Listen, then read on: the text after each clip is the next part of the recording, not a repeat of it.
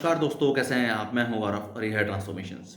Recent study जो कि करी गई University of Cambridge as well as IMF International Monetary Fund के द्वारा, और ऐसा पाया गया है कि जिस तरीके से क्लाइमेटिक कंडीशन या और ग्लोबल के सिचुएशंस हैं, और अगर इन सब चीज़ों में ऑन ग्राउंड सिचुएशंस को इम्प्रोवाइज करने के लिए अगर वो सब पैक्ट्स एंड जो साइंस करती हैं आपस में सब कंट्रीज, अगर वो ऑन ग्राउंड इंप्लीमेंटेशन टाइम से नहीं किए गए तो लगभग 25% ऑफ जीडीपी का नुकसान होगा आगे आने वाले 50 सालों में ओवरऑल कंट्रीज में।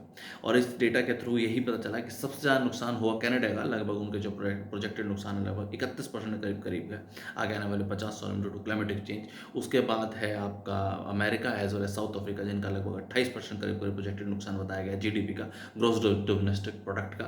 और उसके अलावा है आपका रशिया एंड ग्रीस, जिसका लगभग 27% करीब करीब का। और उसके बाद तमाम कंट्रीज हैं जैसे कि ऑस्ट्रेलिया है, स्वीडन है, सिंगापुर है और इंडिया है।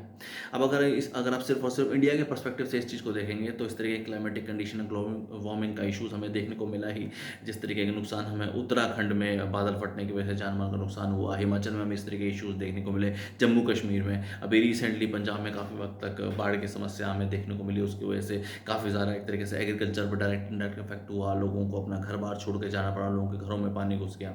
अभी रिसेंटली वेस्ट बंगाल में तो इस तरीके की अनइवन रेनफॉल की वजह से काफ़ी सारे इशूज़ हम फेस कर ही रहे हैं। बिहार में हर साल बाढ़ आती ही है, अभी मराठवाड़ा में हमें इस तरीके के इशूज़ देखने को मिले। तो जो ग्लोबल क्लाइमेटिक इशूज़ हैं, ग्लोबल वार्मिंग इशूज़ हैं, ये किसी एक कंट्री तक सीमित नहीं है, ओवरऑल वर्ल्ड पे इन सब का डायरेक्ट इनडायरेक्ट इम्पैक्ट है। और सिर्फ किसी एक कंट्री के इम्प्रोवाइजेशन से भी कोई बहुत बड़ा इफेक्ट नहीं हो पाएगा, क्योंकि ये ओवरऑल एक तरीके से ग्लोबल इशू है। तो इन सब चीज़ों पे फोकस करना बहुत ज़्यादा ज़रूरी है। जैसा कि मैंने अपने प्रीवियस वीडियो में बोला भी है कि इस तरीके के इशूज़ को सॉर्ट आउट करने के लिए इंटेलेक्चुअल लोग या इंटेलेक्चुअल युवा या साइंटिस्ट या डॉक्टर जो इस पर्टिकुलर इशूज़ में काम करते हैं, जिनको इस तरीके की चीज़ों को लेकर नॉलेज है, उन सब लोगों को आगे आना पड़ेगा। और सिर्फ बड़े बड़े इंटेलेक्चुअल लेक्स अखबारों में देने से, एडिटोरियल देने से, या एक तरीके से विचारधारा पे टीवी पे बात करने से, प्रिंट मीडिया में, सोशल मीडिया पे सोल्यूशन नहीं हो पाएगा। उन सब लोगों को सत्ता का हिस्सा बनना पड़ेगा, एक तरीके से पॉलिटिकल सपोर्ट का जो हमारा पॉलिटिकल इंफ्रास्ट्रक्चर है उसका हिस्सा बनना पड़ेगा, पॉलिटिकल सिस्टम में आना पड़ेगा। भले ही वो विधायक के रूप में, भले वो सांसद के रूप में, सिस्टम का हिस्सा बन के,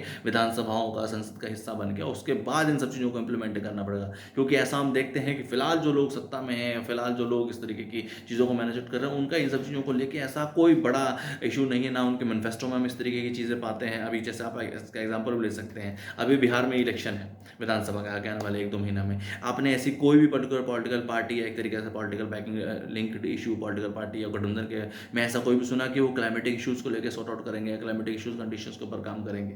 बिल्कुल भी नहीं। तो इस समय है कि देश के इंटेलेक्चुअल लोग सामने आएँ, पॉलिटिकल सिस्टम का हिस्सा बने और इन सब चीज़ों में इम्प्रोवाइज़ेशन करने में एक तरीके से योगदान दें। जय हिंद, जय भारत।